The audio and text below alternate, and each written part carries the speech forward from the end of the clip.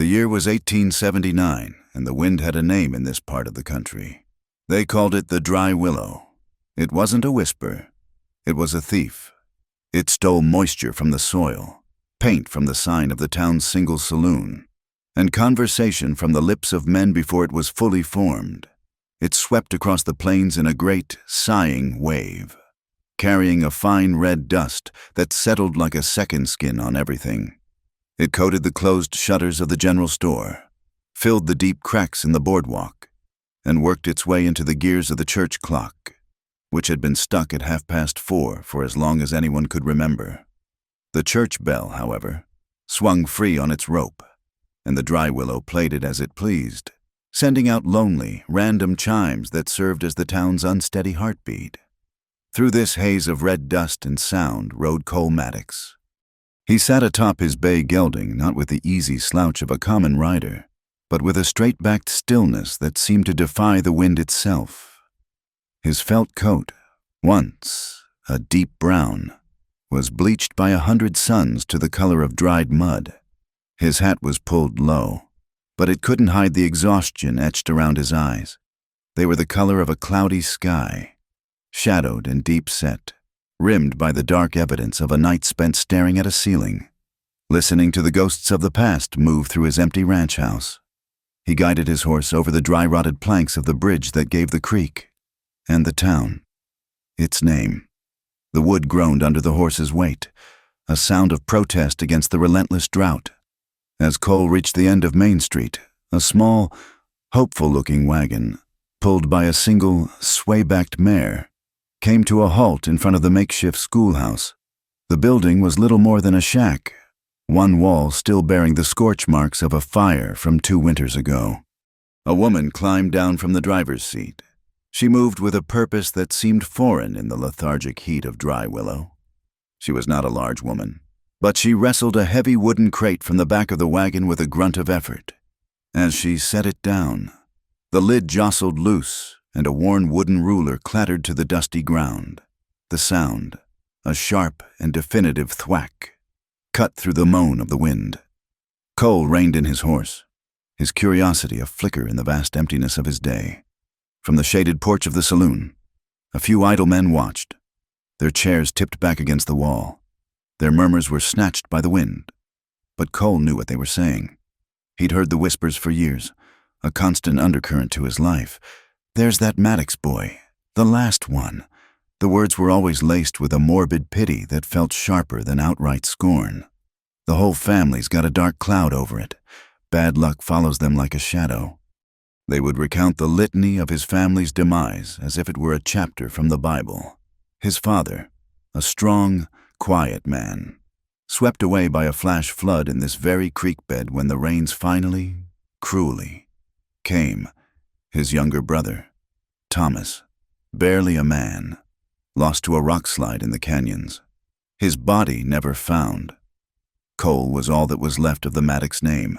Him and a sprawling ranch that was slowly being choked by debt and drought. The townsfolk treated his solitude not as a choice, but as a curse. The woman, the new teacher he presumed, brushed the dust from her dark skirt and bent to retrieve the ruler.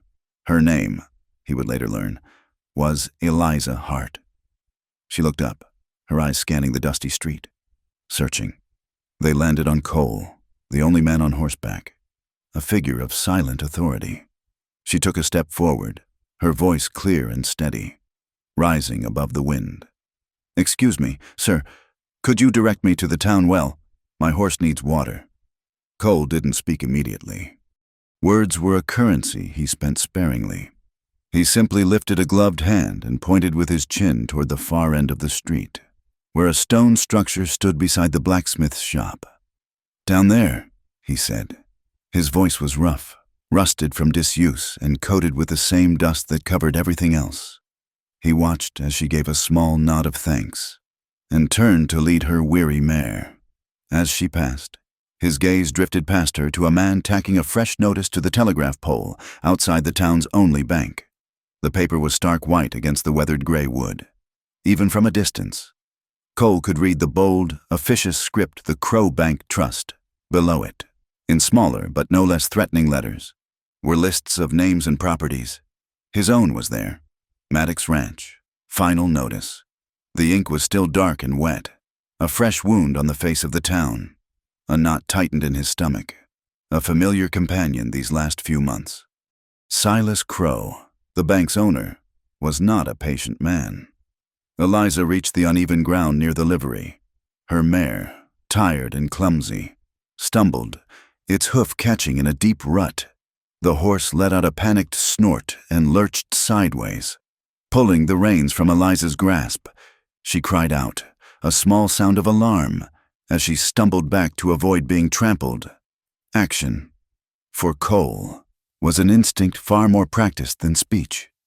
Before the second chime of the church bell could fade, he had spurred his gelding forward, closing the distance in 3 powerful strides. He leaned from his saddle, his arms shooting out, and snatched the flailing leather reins from the air. His grip was sure and strong, bringing the panicked mare to a shuddering halt. His hand, covered in a worn leather work glove, closed over hers where she had lunged to regain her grip. For a moment, the world stopped. All he was aware of was the contact. His hand was large, the leather of his glove hardened and scarred by rope burns, barbed wire, and the unforgiving labor of a rancher's life. Her hand, encased in a soft, fine kid-skin glove, was small and trembled slightly beneath his. It was a collision of 2 different worlds, a connection of calloused strength and fragile civility. The wind chose that moment to gust with renewed force, whipping a loose strand of her brown hair across her face and pulling her bonnet askew. She pushed the hair from her eyes and looked up at him. Her eyes were a startling shade of green, the color of moss in a shady creek bed. And for the first time, Cole saw not just a teacher, but a person. There was no fear in her gaze, only a flicker of surprise and a directness that he had not encountered in a long time. It was a short, honest appraisal, a silent acknowledgement of the debt of the moment. There were no honeyed words, no damsel's blush. It was just a look. A man and a woman, their hands entwined on a leather rein, suspended in a cloud of red dust. From the saloon porch, a man watched the scene with narrowed, calculating eyes. Silas Crow was a man who dressed in fine city clothes that somehow remained immune to the dust of Dry Willow. He was clean-shaven in a town of bearded men, his face pale and soft. He took a slow sip from a glass of whiskey, his eyes missing nothing. He had seen the notice on the pole, seen the woman's arrival, and now he saw the last Maddox boy playing the part of the silent hero. A thin, humorless smile touched his lips. He leaned toward the man beside him, his voice a low murmur that barely carried over the creak of the porch swing. "When the debt comes due," Silas said, his eyes still fixed on Cole and Eliza, "the land follows." It was not a threat. It was a statement of natural law, as inevitable as the setting sun. The moment between Cole and Eliza broke. She gently withdrew her hand from under his. "Thank you," she said, her voice quiet but firm. Cole simply nodded, releasing the reins back into her control. He straightened in his saddle, the brief connection severed, the familiar wall of solitude rising around him once more. He felt the weight of Silas Crow's gaze like a physical pressure on his back. Just then, the church bell tolled again, a deeper, more resonant chime that signaled the end of the day. The sound echoed down the empty street, a call for men to return to their homes, to their families, to their suppers. For Cole, it was a call to return to an empty table in the company of ghosts. Without another word, he turned his horse. He didn't look back at the woman with the moss-green eyes or the banker on the porch. He nudged his gelding into a steady walk, heading back over the groaning bridge, away from the town and toward the vast, lonely expanse of his land. He rode alone, a solitary figure shrinking against the enormous, blood-red canvas of the setting sun. Just as he did every evening, the schoolhouse smelled of chalk dust, old paper, and the faint, sweet scent of the half-dozen children gathered inside. The light that filtered through the grimy windows was thick and golden, illuminating the motes of dust dancing in the air. Eliza Hart took a damp cloth and wiped the blackboard clean, the slate turning a satisfying, dark black under her hand. The children watched her, their attention a palpable thing in the quiet room. They were a collection of scruffy, earnest faces, their clothes patched and their shoes, for those who had them, worn through at the toes, revealing dusty skin. She picked up a fresh piece of chalk, the cool, powdery stick of familiar comfort in her fingers. She turned to the board and, in a clear, looping script that was both elegant and strong, wrote a single word: home. A small girl in the front row, with braids the color of straw, giggled. A boy next to her whispered the word aloud, tasting its shape. For these children, home was often a sod house dug into the side of a hill or a drafty lean-to on a homestead claim. It was a place of work and worry, but here, in this small, warm room, the word on the board held a different promise. It was a place of beginnings, a foundation. Eliza smiled at them, a genuine warmth that reached her eyes. The simple act of teaching, of creating this small sanctuary, was its own kind of home for her, miles away, under the same vast, indifferent sky. Cole Maddox was counting. He stood on a rise overlooking a shallow valley, his world painted in shades of brown and pale yellow. The grass was as thin and brittle as old paper, and the cattle moved sluggishly, their ribs showing through their hides. He counted the new calves, his lips moving silently. The number was lower than it should have been. The drought had taken its toll, weakening the mothers, and some of the newborns hadn't survived their first few days.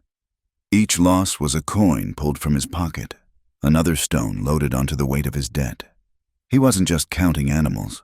He was counting the days he had left. The land around him, the ranch his father had carved from nothing, felt less like a home and more like a battlefield he was slowly losing. The wind soughed through the dry grass, a sound like a long, drawn-out sigh of defeat. The rhythmic clop of a horse's hooves broke his concentration. Cole turned, his hand resting instinctively on his thigh, near the worn handle of the pistol holstered there. A buggy was making its way up the long, rutted track to his ranch house. It was a fine buggy, black and polished, pulled by a handsome gray trotter. It moved with an unnerving smoothness, a stark contrast to the rugged landscape. Cole knew who it was before the driver came into clear view. Only one man in Dry Willow possessed such an immaculate vehicle: Silas Crow. Cole walked back toward the simple, unpainted ranch house, his boots kicking up puffs of red dust. He reached the porch just as Crow pulled the buggy to a halt. The banker wrapped the reins neatly around the brake handle and stepped down, his polished black shoes landing softly in the dirt. He didn't seem to notice the dust that immediately coated them. He moved with the unhurried confidence of a man who owned the ground he walked on, even when it belonged to someone else. Maddox. Crow said. It wasn't a greeting. It was a summons. He mounted the 2 steps to the porch and walked into the shade, removing a fine leather satchel from his shoulder. He didn't wait for an invitation to enter the house, instead stopping at the small, rough-hewn table on the porch. Cole remained standing, his posture rigid, his face an unreadable mask. Crow. Silas opened his satchel and removed a ledger and a fountain pen. He opened the book to a page marked with a slip of paper. His finger, pale and manicured, traced a line of figures. The note comes due. Maddox, you've had your extensions. The herd is thin, Cole said, his voice flat. The drought is unfortunate for you, Silas replied, his tone devoid of sympathy. He uncapped his pen. But the bank is not a charity. The terms are clear. He made a small notation in the ledger, then looked up, his eyes cold and gray as a winter river. 2 weeks. He didn't raise his voice. He didn't need to. The words landed with the finality of a judge's gavel. To emphasize the point, he tapped the tip of his pen on the table. A single, sharp cack. The sound was as dry and brittle as the landscape around them. 2 weeks. 14 days to make a miracle out of dust and bone. Silas capped his pen, placed the ledger back in his satchel, and turned to leave. He hadn't been there for more than 5 minutes. Cole watched him go, a slow-burning anger tightening his jaw. He felt the familiar, bitter taste of helplessness.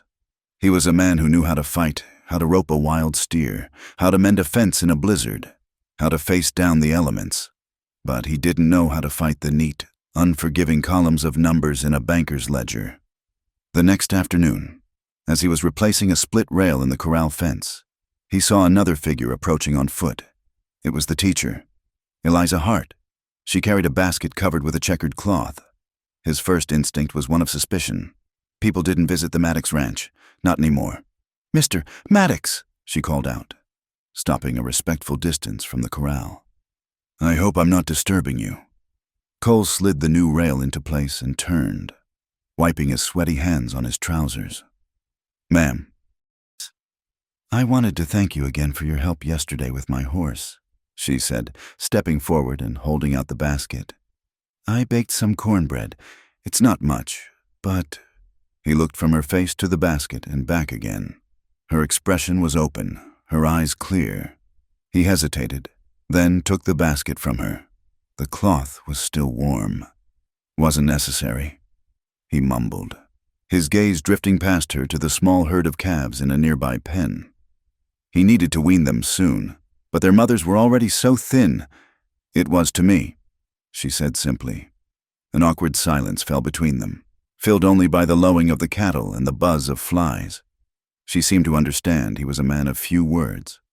"I hear you've taken over the school," he said, more to fill the silence than out of any real curiosity. "I have. The children are bright, eager to learn." She glanced around at the ranch, the weathered barn, the tidy but stark house, the endless fences. It's a beautiful piece of land. "Oh, it's dry," he countered. His tone clipped. Eliza didn't flinch from his brusqueness. Her gaze fell on the large door of the main barn.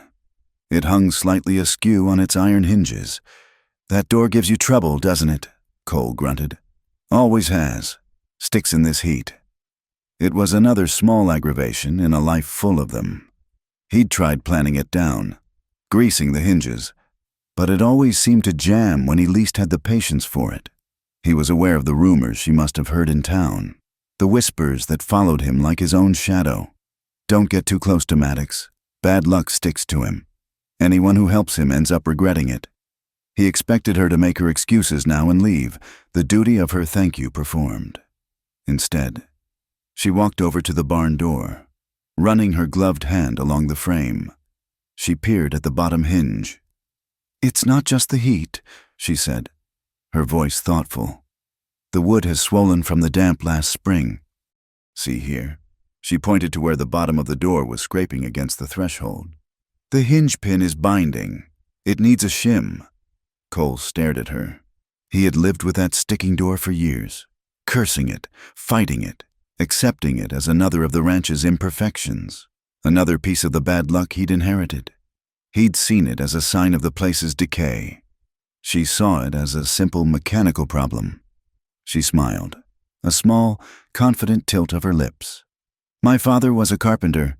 He taught me to see how things fit together." She looked at the heavy wooden ruler that was now tucked into the sash of her dress. "It's a shame this is all I have, but a thin piece of metal, hammered flat, that would lift it just enough." For the first time in what felt like a lifetime, a genuine, unforced smile touched Cole Maddox's lips. It was a small thing, barely a crack in the stoic facade, but it was there. It felt foreign on his own face. "You're good at fixing things people have given up on," he said. The words came out before he could stop them, more honest than anything he'd said to a stranger in years. That evening, back in the small room she rented behind the general store, Eliza lit a lamp and sat down with a pen and paper. She began a letter to her sister back east, a letter she knew she would probably never send. "The town is as harsh as the wind that scours it," she wrote, "and there is a man here, a rancher named Cole Maddox. The people say he is cursed, that he is surrounded by sorrow, but I don't think that's true. I think he is just a man who has been alone for too long. Loneliness isn't a curse, it's just a habit, and I believe habits can be broken." Across the street, in the smoky amber light of the saloon, Silas Crow was breaking habits of a different sort. He sat at a corner table with 3 men who did not belong in Dry Willow. They were hard-faced and quiet, their eyes constantly moving. They drank the whiskey Silas bought them without a word of thanks. Silas spoke in a low, even tone, his words lost in the saloon's general din of laughter and piano music. No one paid them any mind. At the end of their conversation, Silas pushed a small, heavy cloth pouch across the table. The soft clink of coins was audible for only a moment before one of the men swept it into his pocket. He gave Silas a slow, deliberate nod. The banker rose, adjusted his coat, and left, leaving the 3 strangers to their whiskey. High above, a full moon climbed the sky. It was a pale, washed-out disk, its light diffused by the ever-present haze of dust. It shone down on the quiet town, on the small schoolhouse with the word "Home" still visible on the blackboard. It shone on the saloon, where 3 men drank and waited, and it shone on the stark white notice tacked to the telegraph pole, the banker's ink now dry. The moonlight was cold and impartial, illuminating the numbers of the debt, making them stand out as clearly and unforgivingly as a bone breaking through the skin. The silence of the High Plains night was a living thing, a vast, breathing quiet broken only by the chirp of crickets and the distant, mournful call of a lone coyote. Inside his small ranch house, Cole Maddox was in the deep, dreamless sleep of the exhausted. He was jolted awake not by a loud noise, but by a wrong one. It was a sharp, metallic clang that didn't belong to the night's natural symphony. It was the sound of iron striking iron, followed by the splintering of wood. His eyes snapped open in the darkness. He didn't waste a moment on thought. Years of solitude and self-reliance had honed his instincts to a razor's edge. He swung his legs out of the bunk, his bare feet hitting the cold floorboards. He didn't reach for a lamp. He reached for the Colt Peacemaker hanging in its holster on the bedpost. The worn leather felt like an extension of his own hand. In 3 silent strides, he was at the door, pulling it open just enough to slip through, a dark shape against the deeper darkness of the night. The moon was hidden behind a thick blanket of clouds, and the world was painted in shades of charcoal and gray. The air was still and heavy. Then he heard it again, the low, nervous rumble of cattle, the sound of a herd on the edge of panic. It came from the main corral, 100 yards from the house. A sharp crack echoed through the yard as a wooden rail gave way, followed by a chorus of panicked bellows. The gate was open.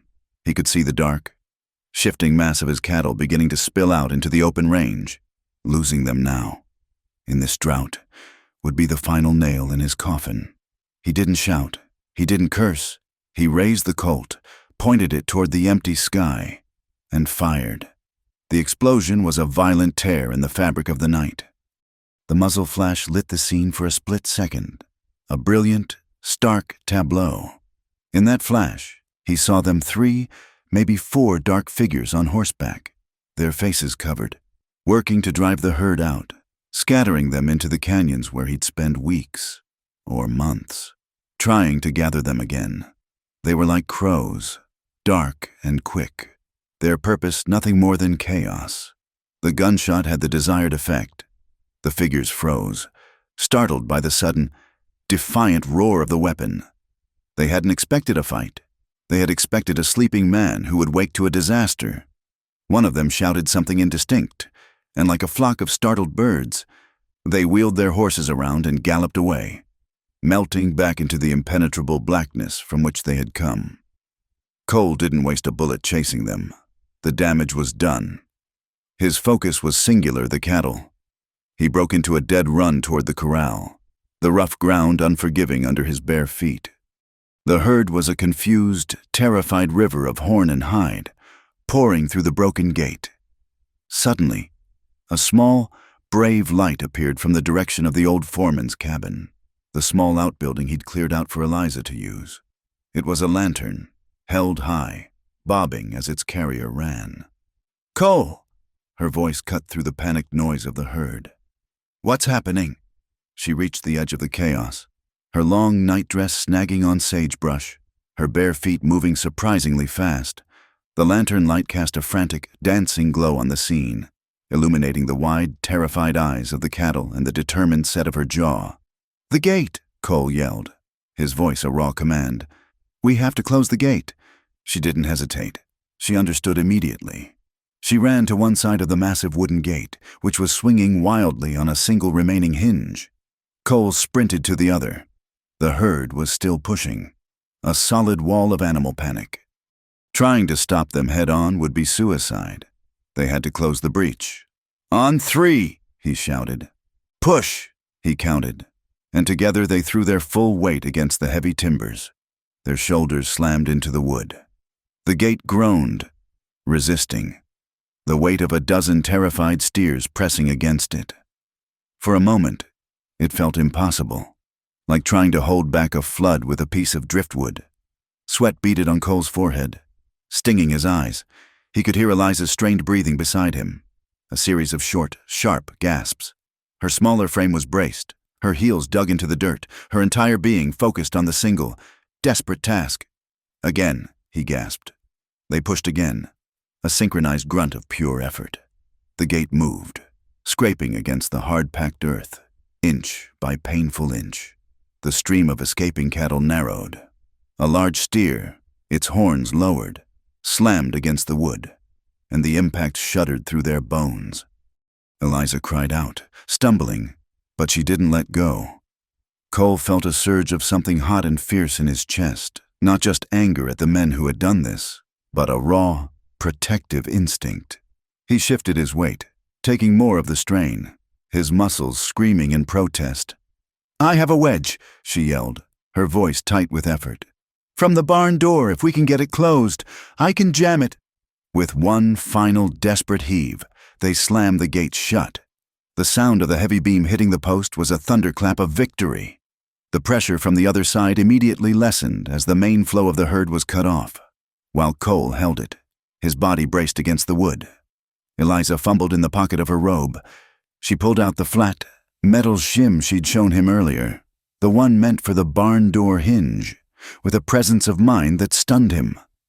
She jammed it into the crack between the gate and the post, hammering it down with a rock she scooped from the ground. It was a makeshift lock, but it held. The immediate crisis was over. They leaned against the gate, their chests heaving, their bodies trembling with adrenaline and exhaustion. The air was thick with the smell of dust, sweat, and the musky scent of frightened animals.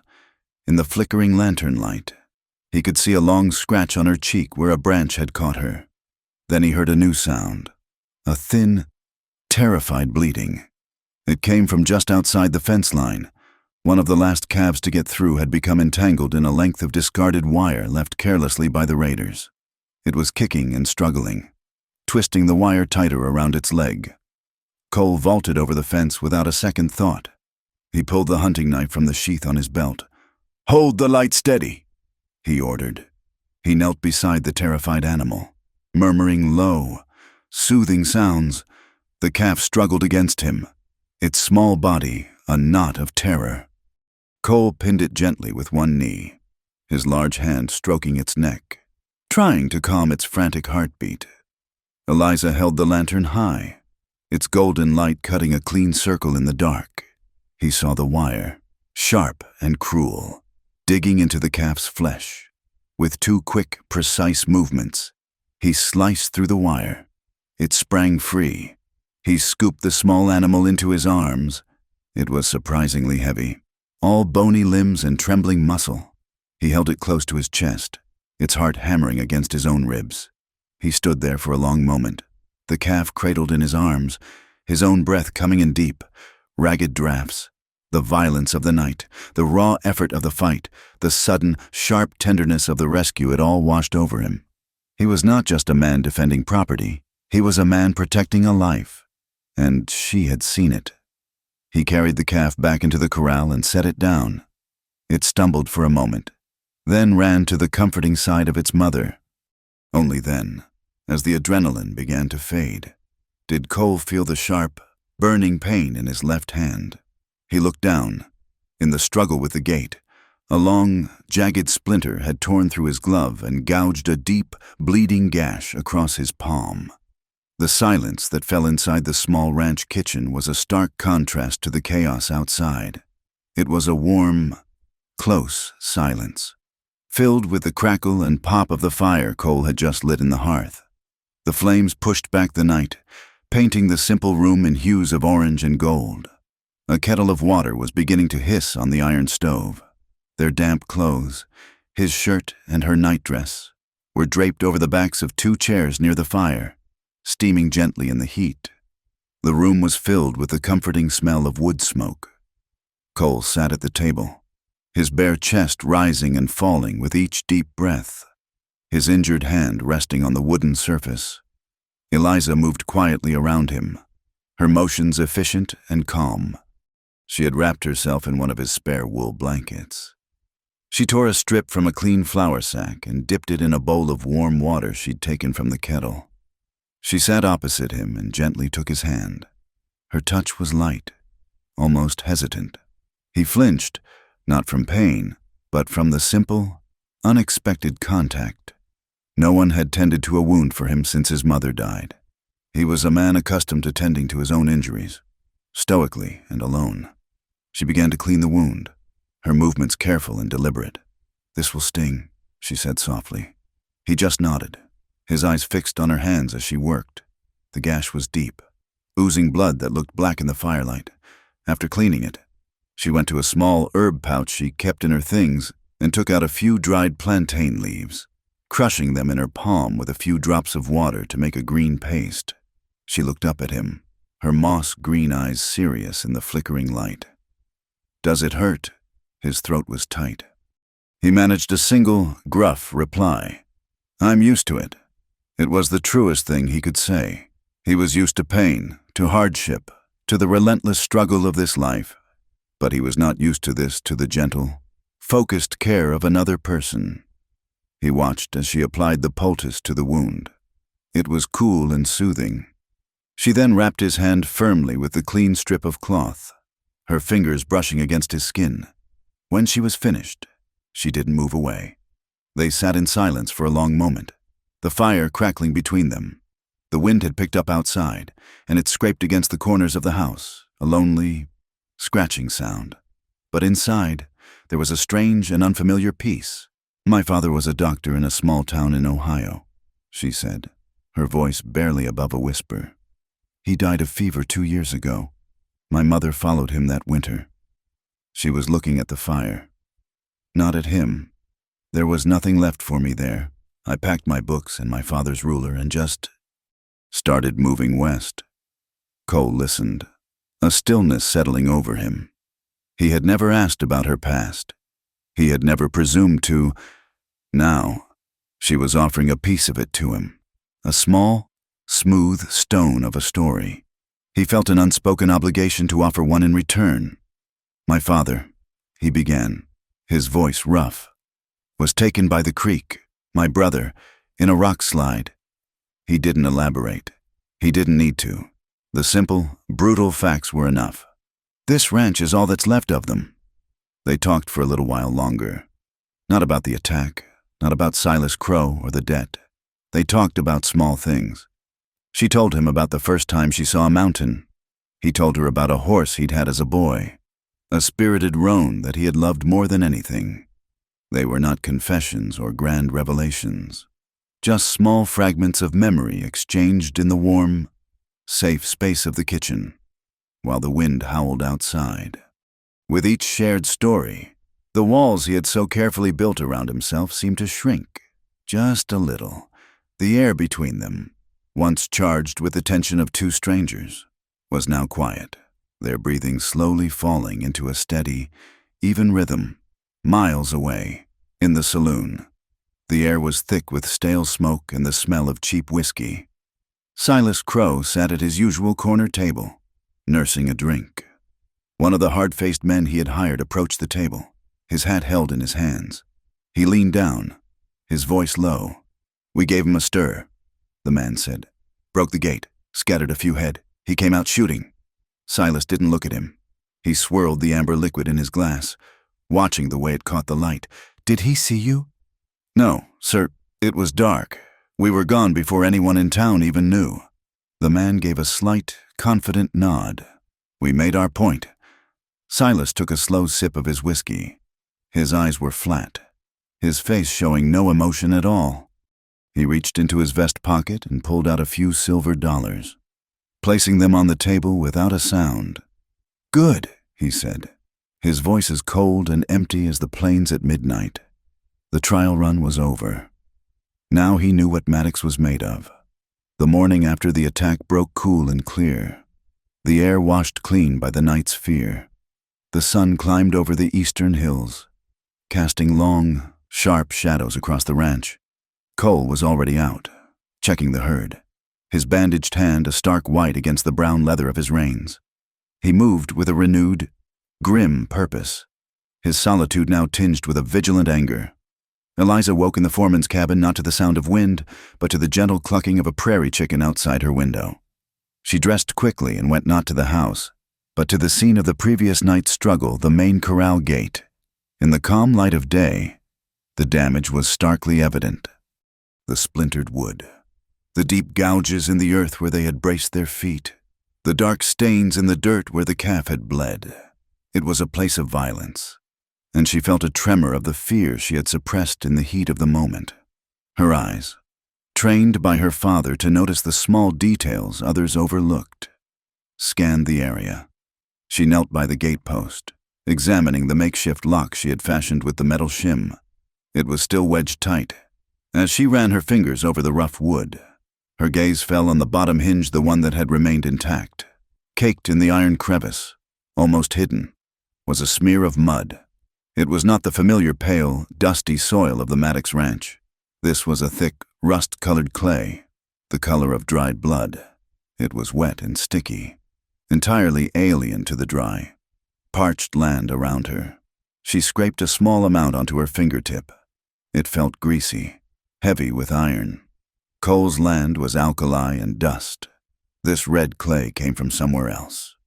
It was a clue, a small, stubborn fact in a night of chaos. It was a piece of the outside world, brought in by the boots or the tools of their unseen enemies. Later that morning, in the one-room schoolhouse, the smell of chalk and restless children filled the air.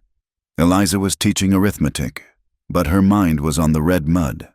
As the children worked on their slates, she walked among them, her gaze drifting out the window toward the distant, hazy outline of the Crow mining claim. An idea began to form during their midday break, as the children chased a lizard in the dusty schoolyard. She called over one of the older boys, a freckle-faced 10-year-old named Samuel, whose father was a sharecropper. "Samuel," she began, her tone casual, "I saw the most peculiar red mud yesterday. I've never seen soil that color around here." The boy's eyes lit up with the unthinking honesty of a child. "Oh, you mean the sticky mud? The kind that stains your trousers?" "That's the one," Eliza confirmed, her heart beating a little faster. "That's from the forbidden place," he said, his voice dropping to a conspiratorial whisper. Another girl, hearing them, ran over. "He means the old Crow mine," she chimed in. "RPA says we ain't to go there. Says the pits are deep and the ground is sour." "The ground bleeds there," Samuel added with dramatic flair. "It's all red, like a big wound in the earth."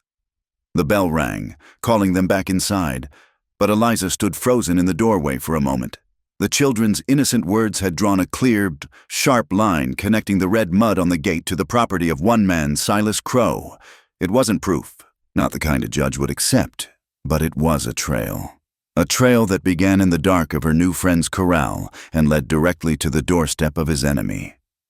That evening, she walked to the main house. Cole was on the porch, sharpening his knife on a whetstone.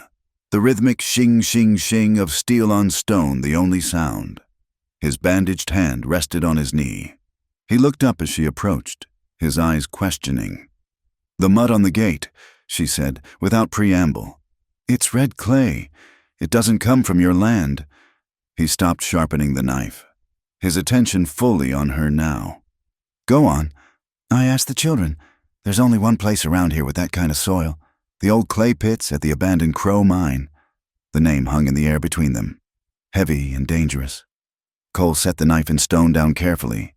He stared out at the horizon, his jaw tight. For a long time, he said nothing. The setting sun painted the clouds in violent streaks of orange and purple. "Crow is a snake," he said finally, his voice low and hard. "But he's a smart one. He wouldn't leave a trail."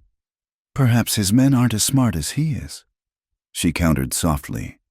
He picked up the knife again, but he didn't resume his work. He just held it, his knuckles white. To go up against him, to accuse him, that's inviting a war, Eliza. Not just for me, for anyone who stands with me. He looked at her, his cloudy eyes filled with a weary resignation. Confronting him only buys more trouble. She stepped closer, standing before him on the porch. The last of the sunlight caught in her hair. Her voice was quiet, but it carried an unshakable conviction. "Cole, fear is just another kind of debt, and he's been making you pay it for a long time. They broke your gate. They tried to steal your livelihood. They left their tracks. Are we supposed to pretend we didn't see?" His gaze locked with hers. He saw no recklessness in her eyes, only a steady, determined strength that mirrored a part of himself he thought had long since been buried. She was not asking him to be a hero. She was asking him not to be a victim. The choice was that simple, and that terrifying. He gave a slow, deliberate nod. The next day, they rode out. They didn't take the main road but cut across the open range, keeping to the low-slung hills and dry creek beds. Cole led the way on his bay gelding, a rifle resting in the scabbard by his saddle. Eliza followed on her mare, her initial nervousness replaced by a quiet resolve. The sun was hot on their backs, and the only sounds were the creak of saddle leather and the plodding of the horses' hooves. The old mine was a scar on the landscape. A rusted barbed wire fence, sagging between listing posts, marked its perimeter. A collapsing headframe stood skeletal against the sky, and piles of red earth lay dumped in great mounds, looking like the exposed entrails of the land. The place felt dead, abandoned. They dismounted, tying their horses to a gnarled juniper tree where they wouldn't be easily seen. "Stay here," Cole said. It was an order. "No," Eliza replied simply, swinging down from her horse. She met his gaze, and he saw the same stubbornness he'd seen the night of the attack. He didn't argue. They moved forward on foot, their steps silent in the red dust. The silence here was different from the silence of the open plains.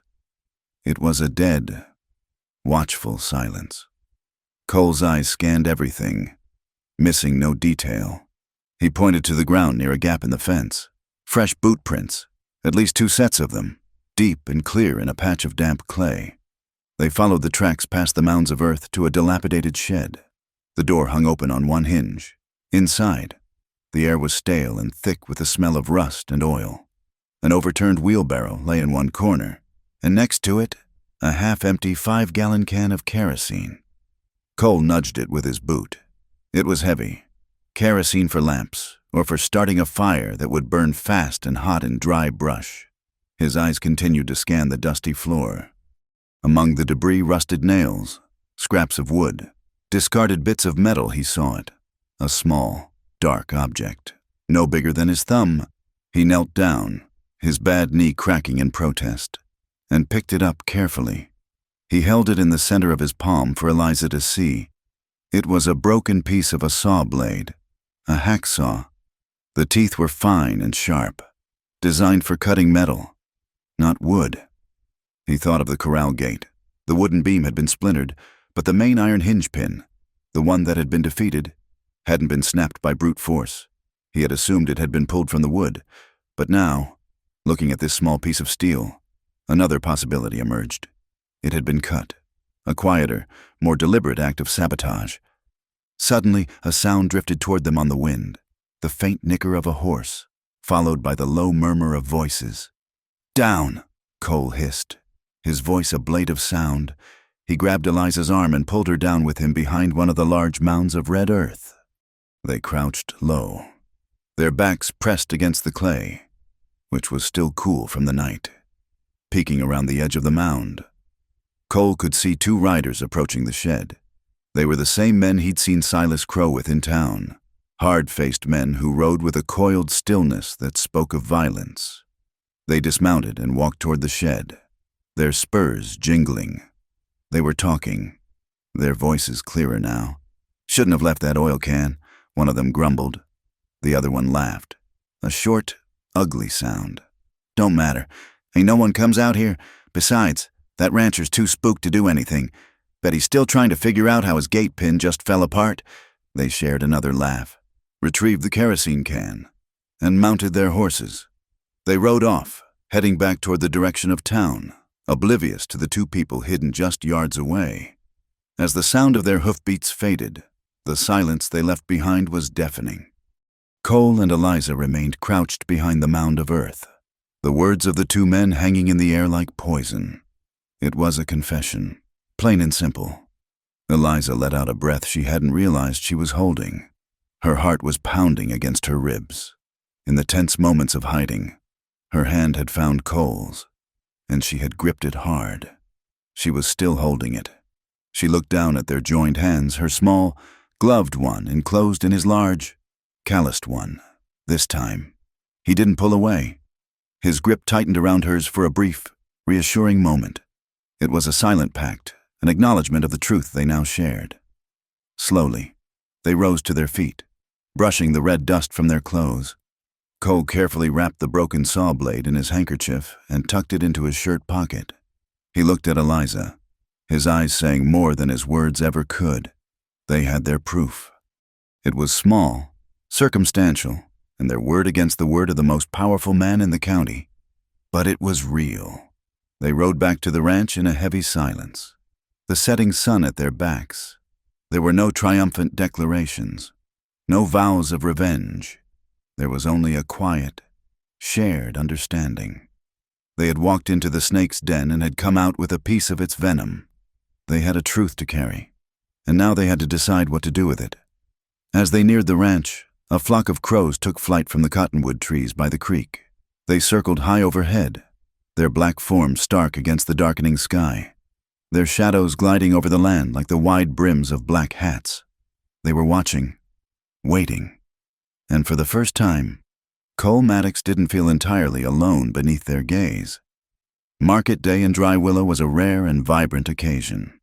A temporary truce called against the dust and the quiet desperation of the plains. Wagons, buggies, and families on foot converged on the main street, transforming it from a sleepy strip of dirt into a bustling artery of commerce and conversation.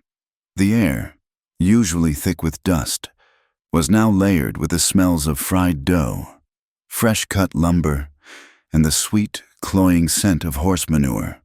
In the midst of it all, Eliza Hart had established her small outpost of hope.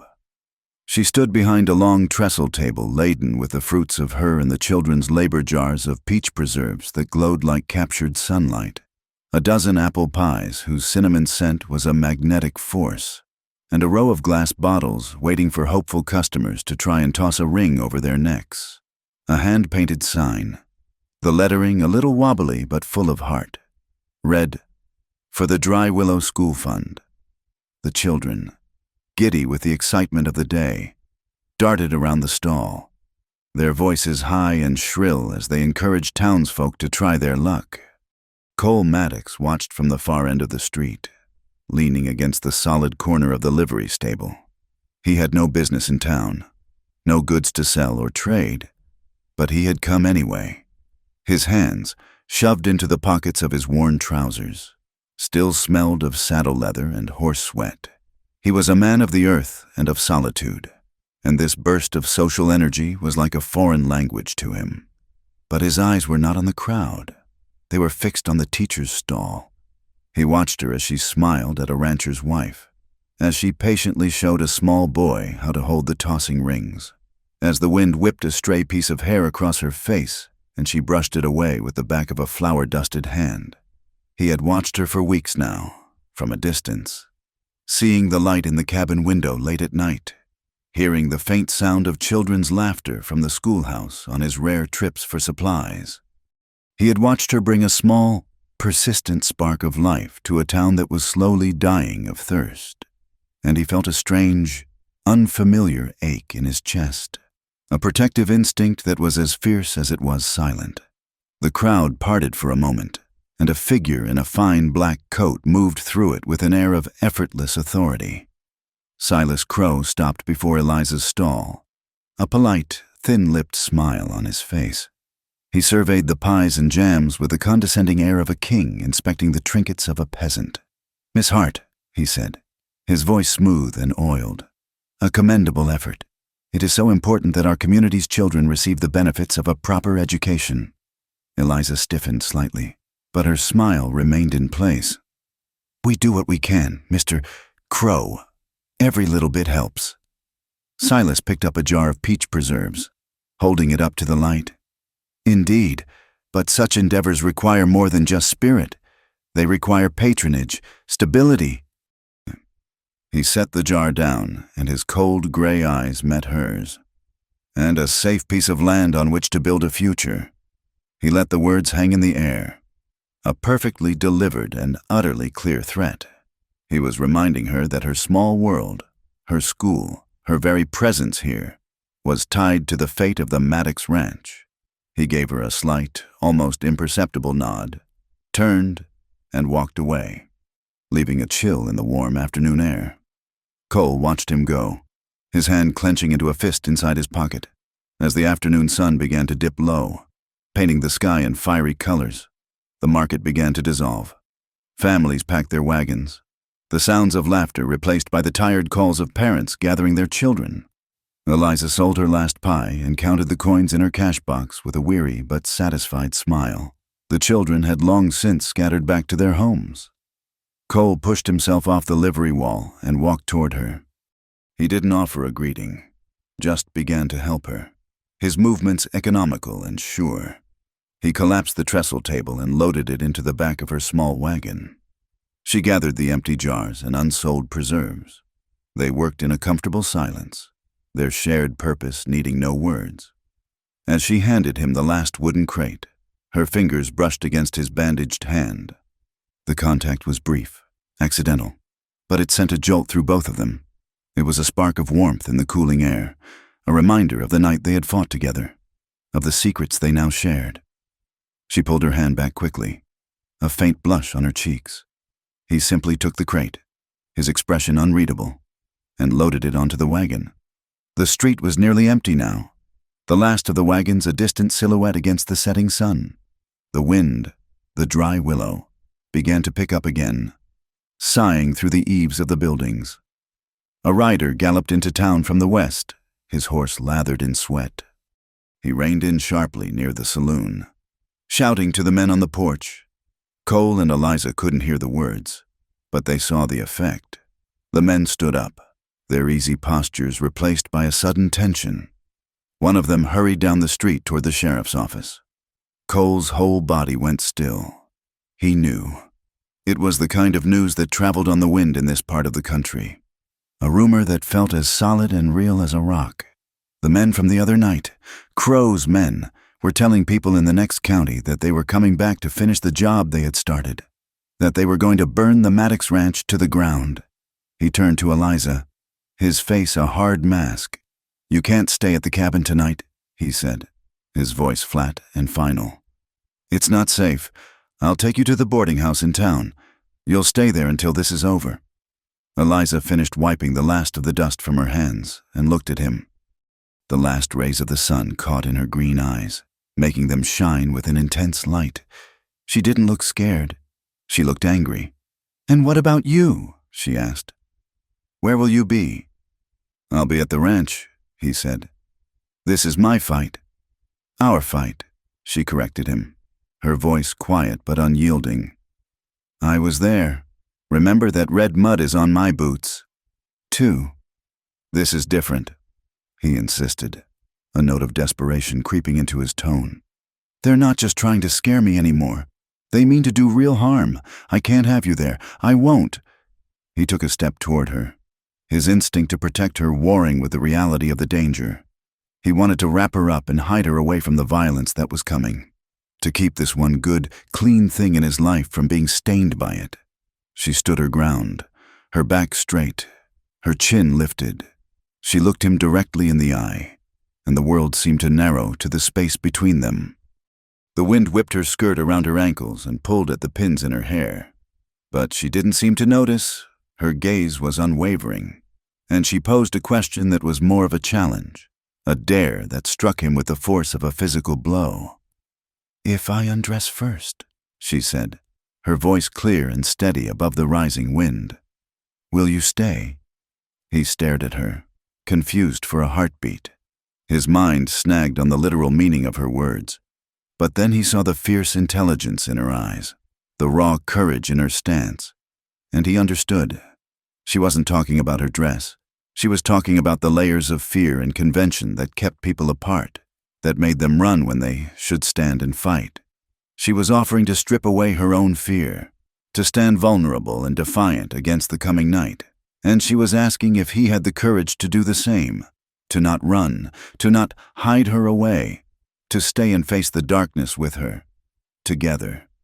Cole Maddox, a man who had been alone his entire life, who had been taught by tragedy that everyone eventually leaves, did not blink.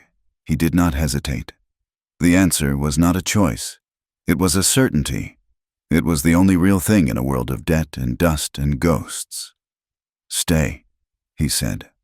The word was a vow, a promise made not just to her, but to himself.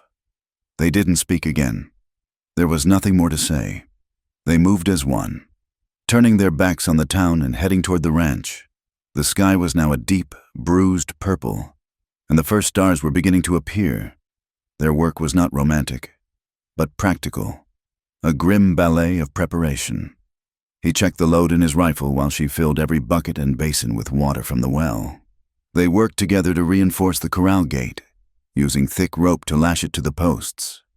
They placed lanterns at strategic points around the house and barn, not for light, but to be used as weapons, to be thrown to start a backfire if needed.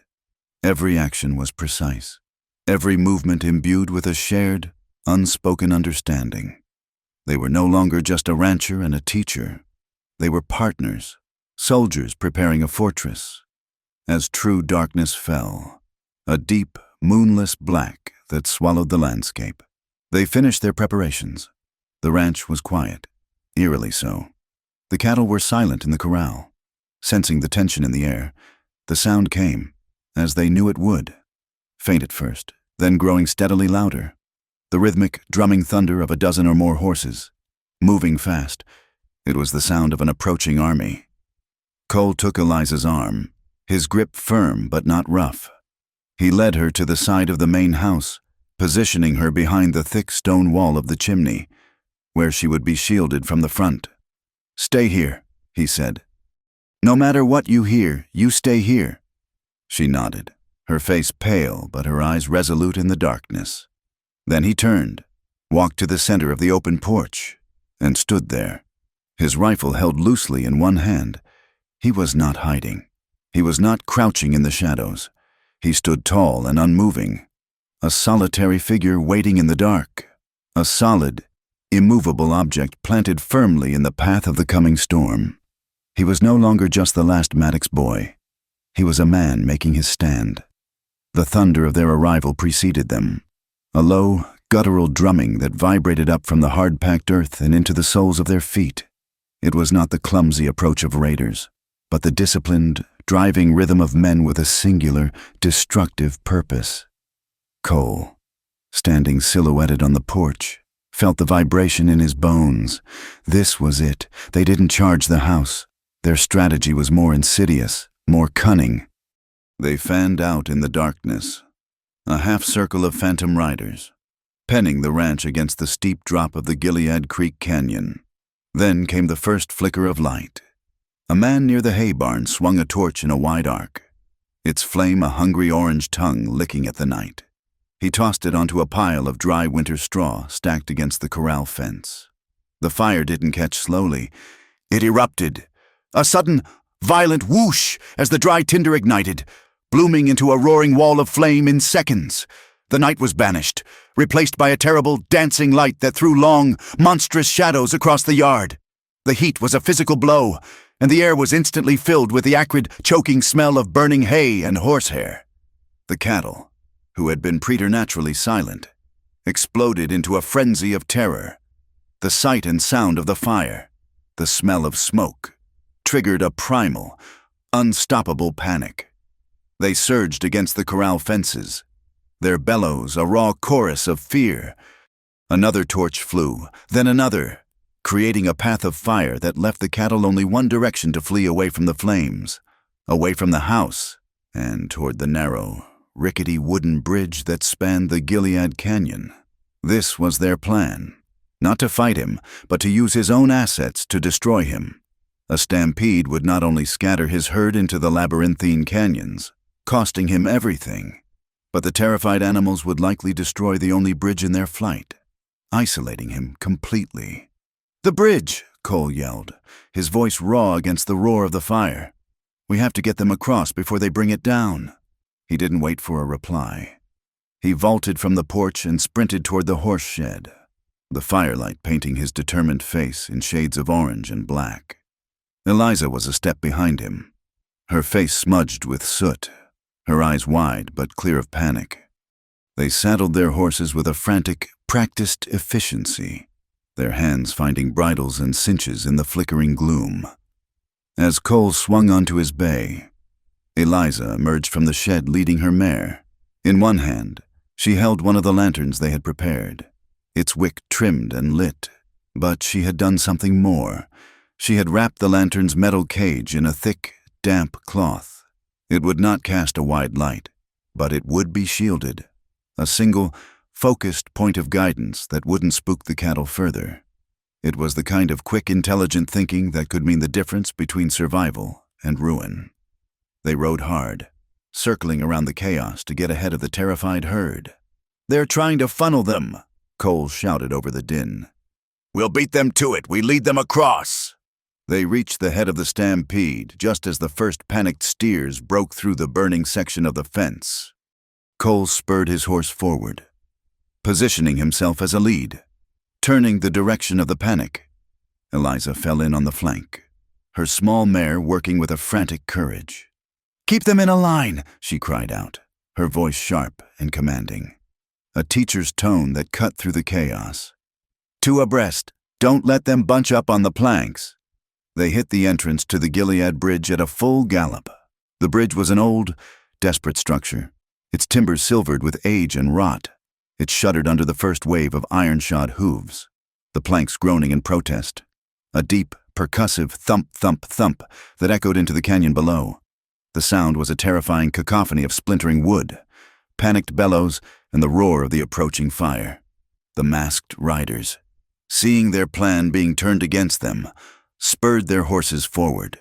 They were no longer trying to drive the herd. They were trying to break it, to create a fatal jam on the bridge. A gunshot cracked through the air, the bullet whining past Cole's head and smacking into the bridge railing, sending a shower of splinters into the darkness. Cole didn't fire back at the rider. His eyes, sweeping the scene, had locked onto something else. Just beyond the far side of the bridge, running parallel to the creek, was a disused mining track, a relic from the failed Crow mine, and sitting on that track was a small, four-wheeled handcar, left to rust. Another shot rang out. Cole ignored it.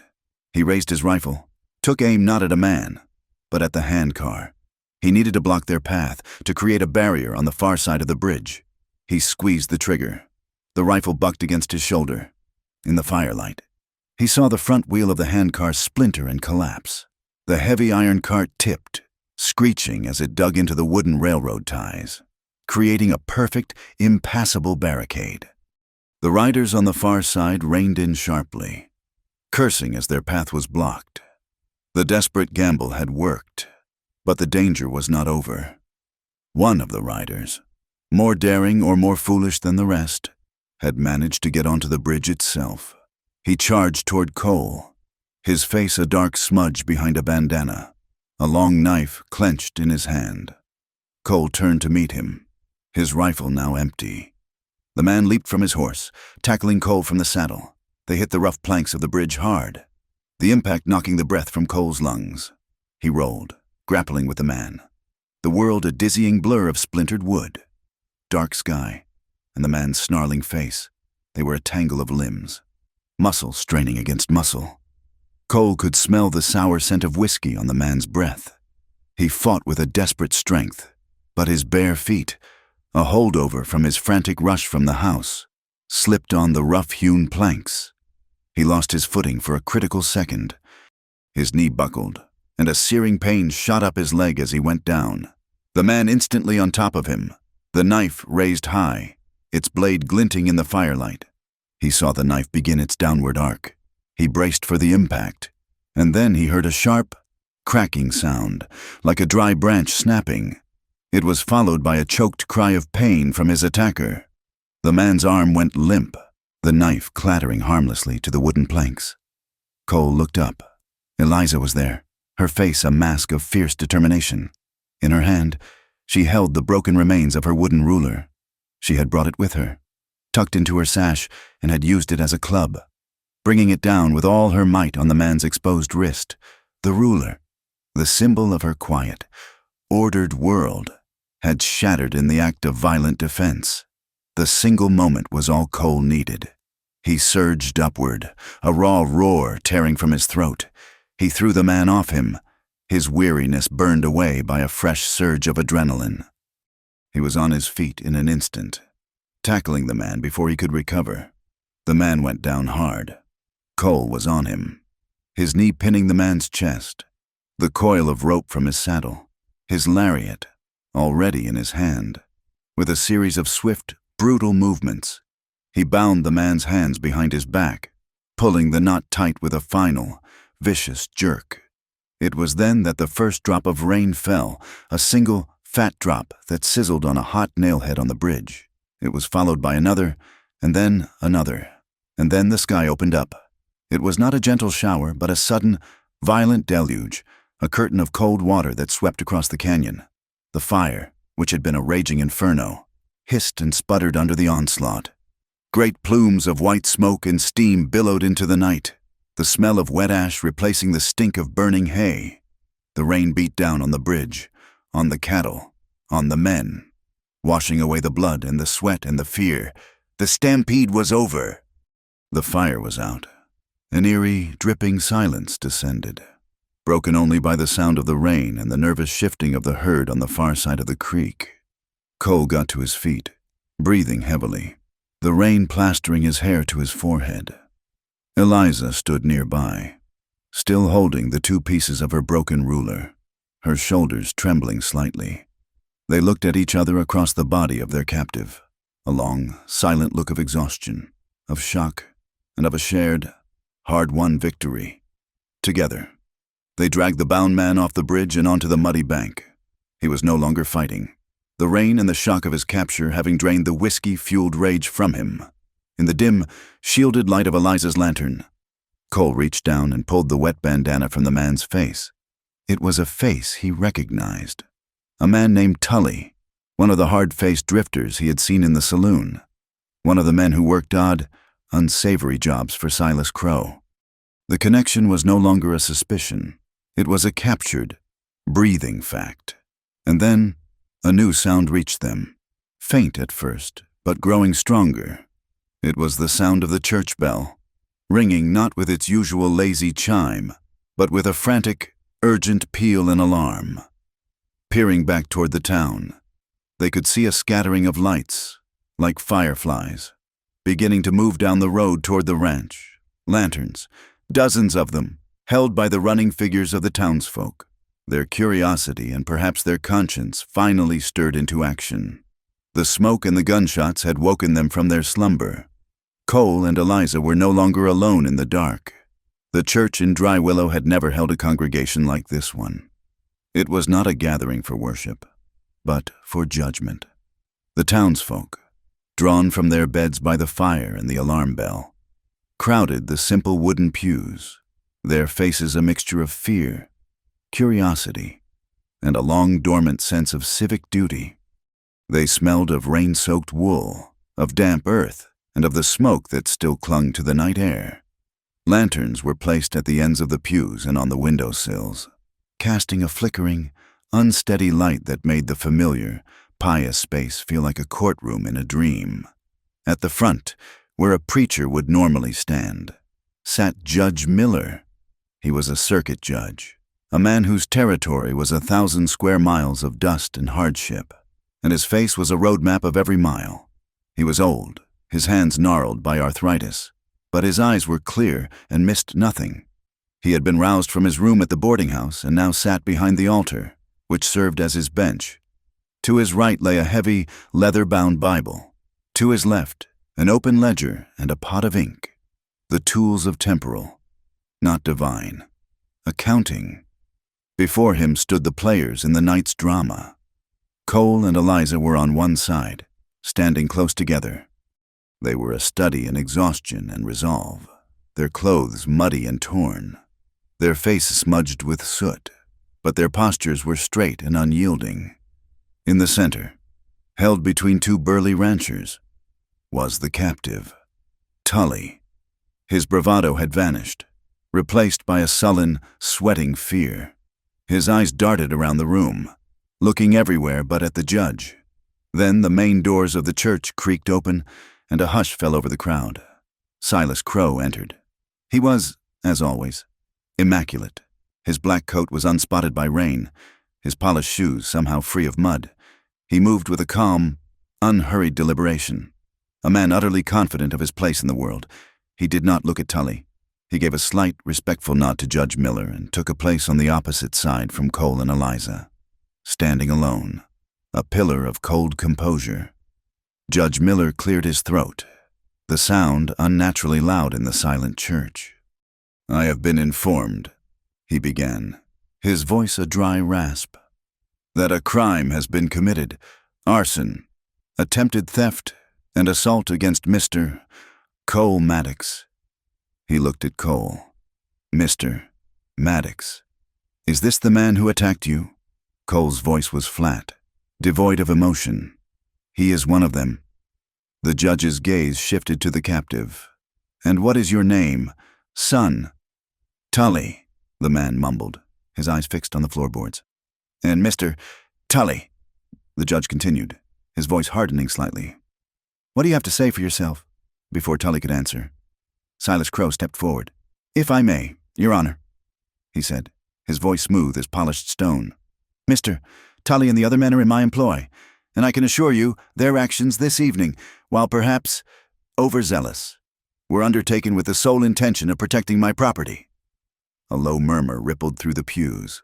Cole's jaw tightened. Judge Miller raised a hand for silence. "Protecting your property, Mr. Crow, by setting fire to another man's—" "A firebreak, Your Honor," Silas said without missing a beat. "A preventative measure. We had reason to believe a grass fire was moving this way, a great risk to the whole valley, and, of course, a risk to my significant financial investment in the Maddox property. We were attempting to create a controlled burn to protect the primary assets, namely, the grazing land." It was a brilliant lie, plausible and legally sound. It painted him as a responsible citizen, a guardian of the community's welfare. But then Eliza Hart stepped forward. She moved with a quiet grace, her exhaustion lending her a fragile but undeniable strength. She was not a lawyer, she was a teacher, but she spoke with a clarity that commanded the room's attention. She placed a heavy, soot-stained object on the altar before the judge. "This is the kerosene can we found at your abandoned mine, Mr. Crow," she said, her voice clear and steady. "Is this what your men use for controlled burns?" She then placed a small, cloth-wrapped object beside it. She carefully unwrapped it, revealing the broken piece of a hacksaw blade. "And this? We found this at the mine as well. It has the same fine teeth as a tool one might use to cut through an iron gate pin." Finally, she knelt and took a small sample of the damp, red mud that was still caked on her own worn boot.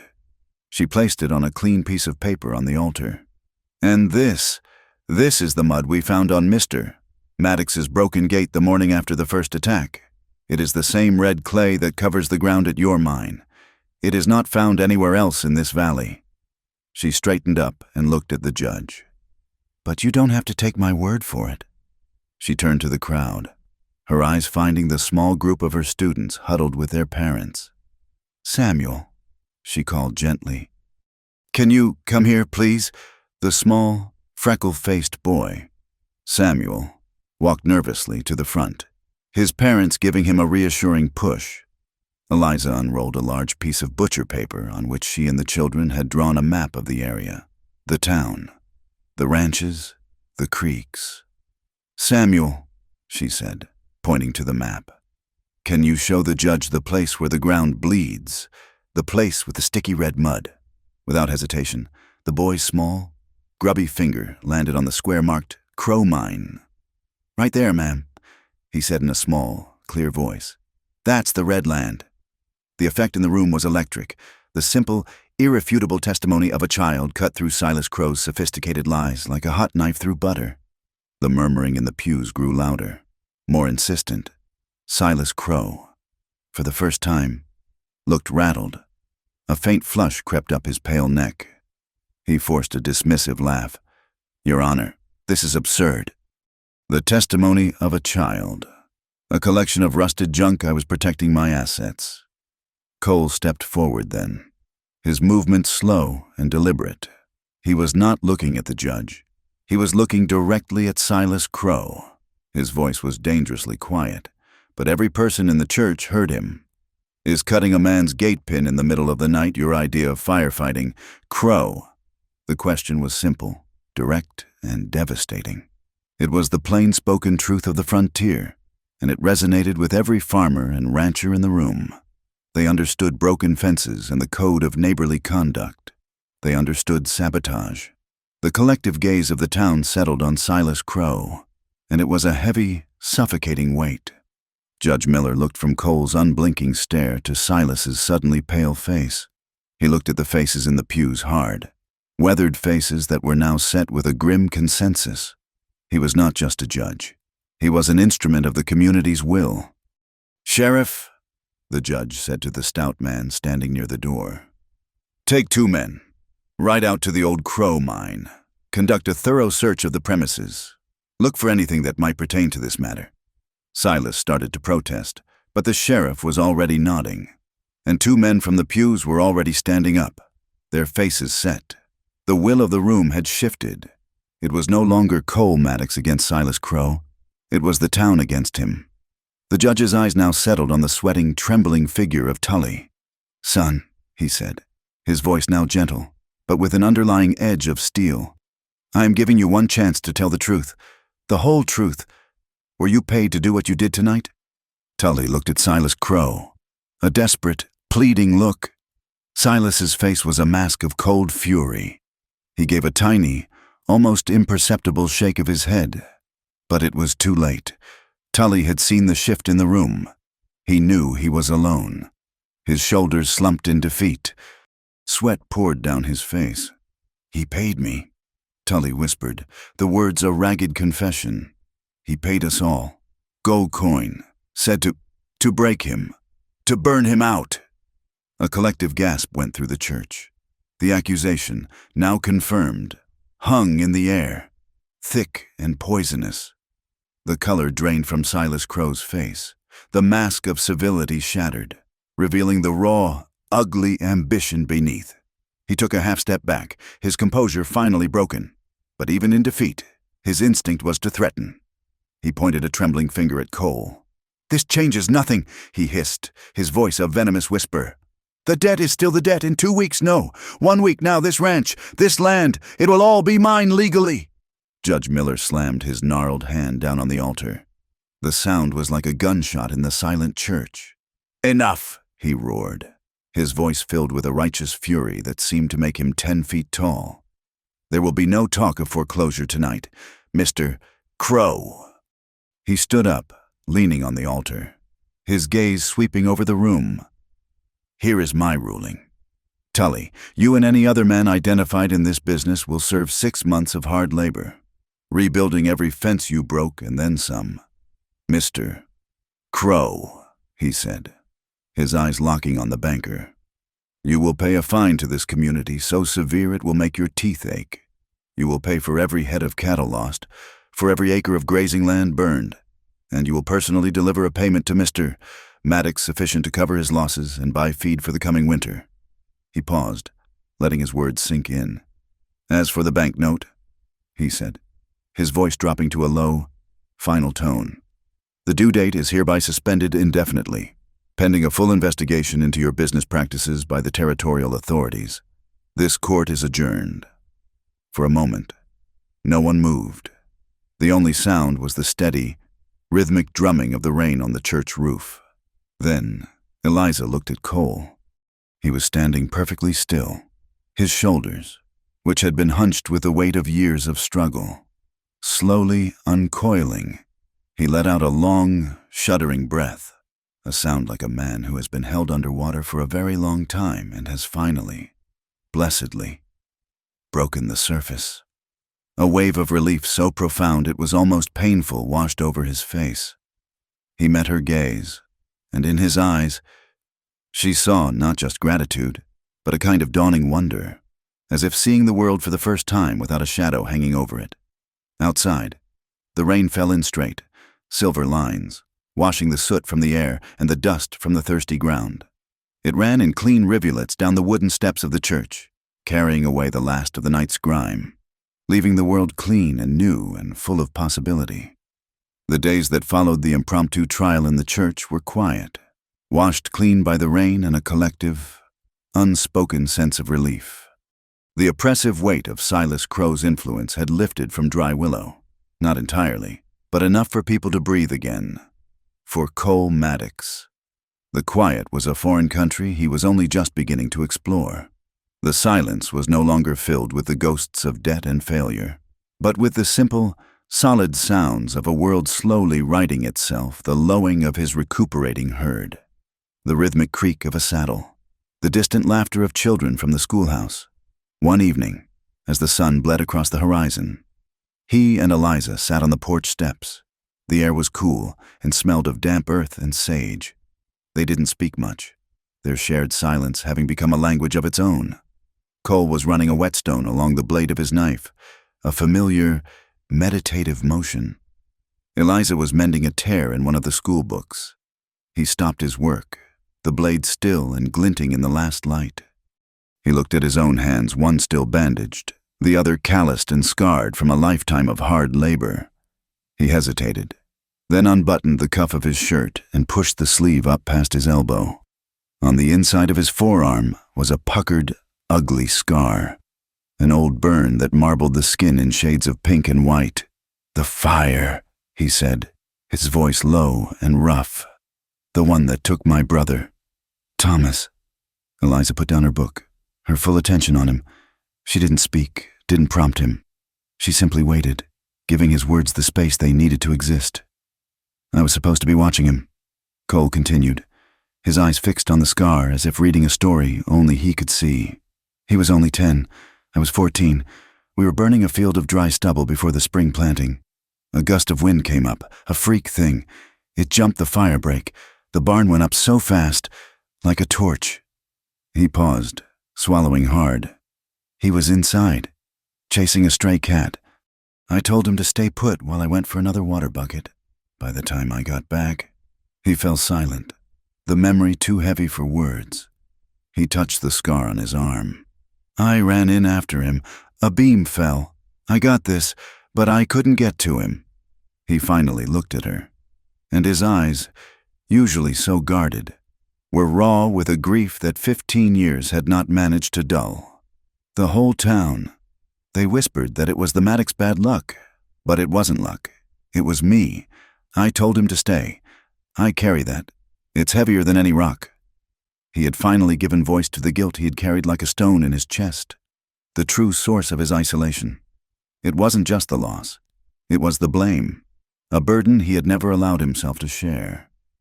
Eliza listened, her heart aching for the 14-year-old boy who had never forgiven himself.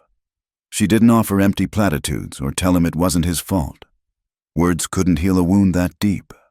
Instead, she reached out, her fingers gently tracing the edge of the scar. Her touch was not one of pity, but of acceptance, a silent acknowledgement of his pain, a sharing of its weight. He did not pull away. They sat there for a long moment, her soft touch on his scarred skin, a quiet communion in the twilight. The next day, at the schoolhouse, Eliza took the two halves of her broken ruler from her desk drawer. The clean snap in the wood was a stark reminder of the violence on the bridge. She could have discarded it, asked the town to purchase a new one, but instead, she took a small bottle of wood glue she had bought for mending book spines and carefully, precisely, applied it to the broken edges. She pressed the two pieces together, binding them tightly with a piece of string, and set the ruler aside to dry. When one of the older girls asked her why she was fixing the old thing, Eliza simply smiled. "If it can be mended," she said, looking at the patient repair, "it's worth keeping. It will be stronger in the broken place."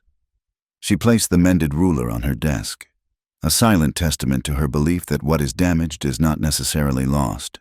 It could still draw a straight line. The town, it seemed, was mending itself as well. One morning, a knock came at the door of Eliza's cabin. It was Martha Gable, a woman whose face was a permanent mask of disapproval and who was known to be the town's most prolific source of gossip. She had been one of the loudest whisperers about the Maddox curse. She stood on the doorstep, wringing her hands, her gaze fixed on her own feet.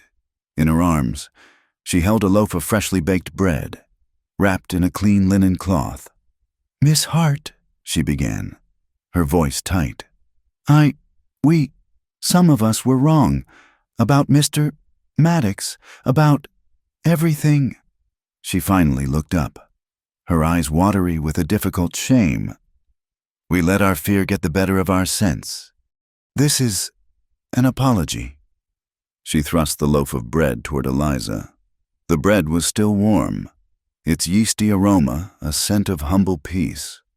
Eliza took it, her heart filled with a quiet gratitude not just for the bread, but for the difficult, necessary courage it represented. The spirit of repair spread. On Saturday, a group of men from the town rode out to the Gilead Bridge. They brought lumber and tools and a quiet, workmanlike determination. They replaced the splintered railings and reinforced the groaning planks. Cole worked alongside them, hammering nails, sawing wood. No longer an outcast, but a neighbor.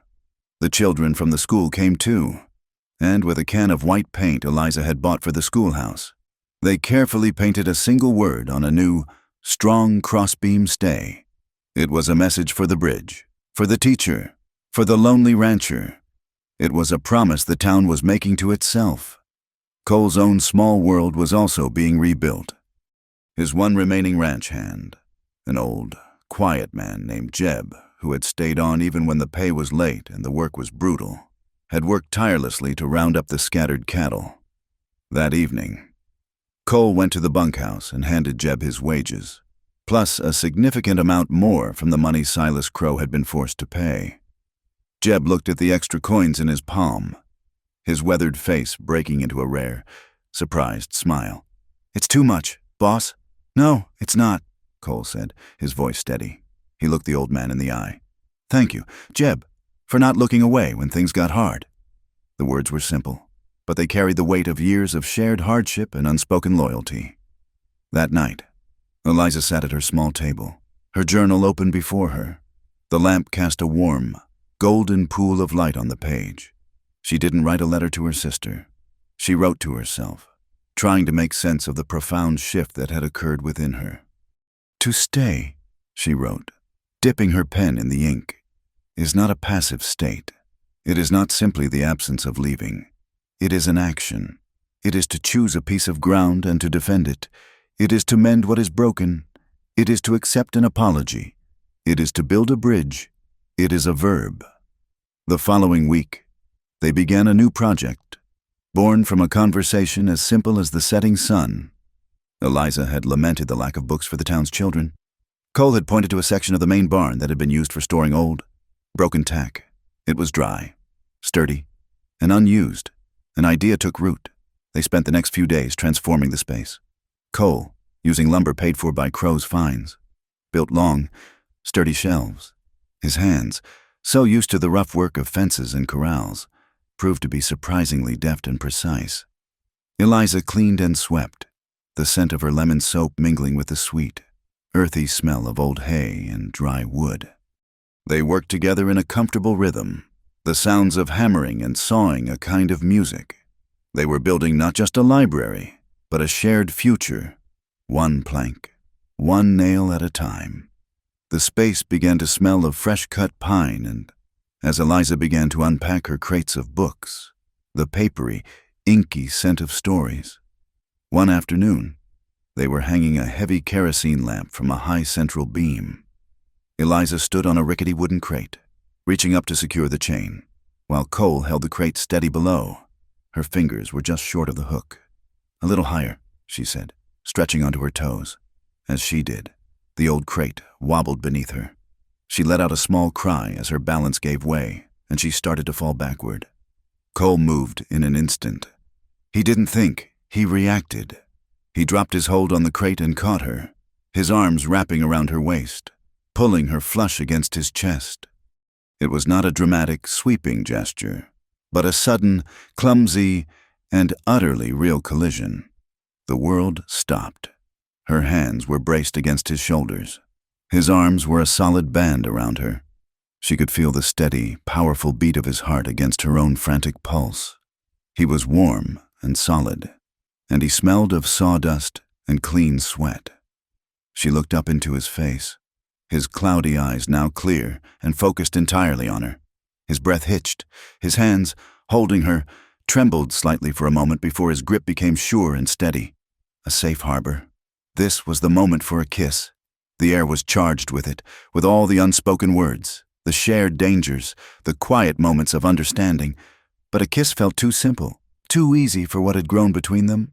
It was something deeper, quieter, and more profound than that. He slowly, gently, lowered her until her feet were firm on the ground. He did not release her immediately.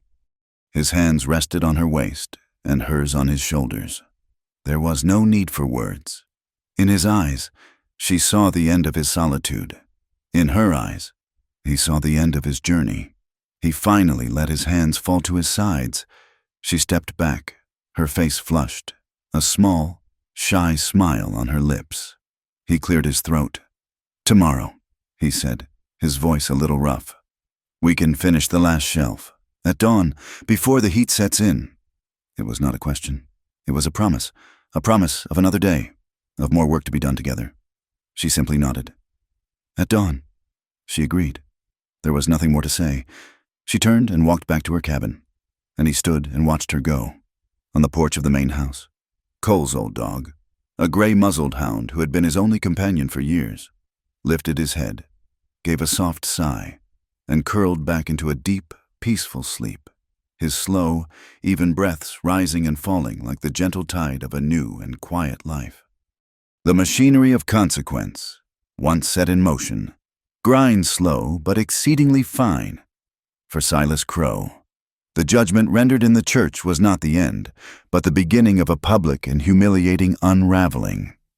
The fines levied by Judge Miller were substantial, and the indefinite suspension of the Maddox note, pending a territorial investigation, had sent a tremor of uncertainty through his financial empire. To raise the necessary capital, he was forced to do the unthinkable: sell off his assets. The first to go was a significant share in the old clay mine. The news traveled fast, carried by telegraph and stagecoach, and it drew a new kind of man to Dry Willow. They came from the larger cities to the east, men in tailored suits with watches on gold fobs and eyes that appraised land not for its grazing potential, but for the mineral rights that lay dormant beneath it. They spoke a language of assays and investors, their crisp city shoes kicking up the same red dust Silas had once considered his own private kingdom. They were vultures of a different feather, and they circled the wounded banker, their smiles sharp and predatory. One last time, Silas Crow rode out to the Maddox ranch. He didn't come in his polished buggy, but on a simple horse, a concession to his diminished stature. He found Cole by the creek, reinforcing a section of the bank that the flash flood of rain had weakened. Cole didn't stop his work.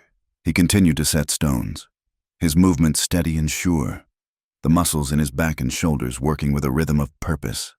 Silas sat on his horse, looking down at the man he had tried to break. "You think you've won," he said. It wasn't a question. His voice was flat, stripped of its usual smooth confidence, leaving only a residue of cold, bitter resentment. Cole placed a heavy stone into the mud, pressing it down firmly. He didn't look up. "I think the rain came," he said.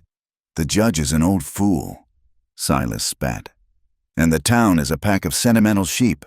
They'll forget, but I won't." He leaned forward in his saddle, his voice dropping to a low, venomous hiss. "That note still exists. Maddox, the debt is still real.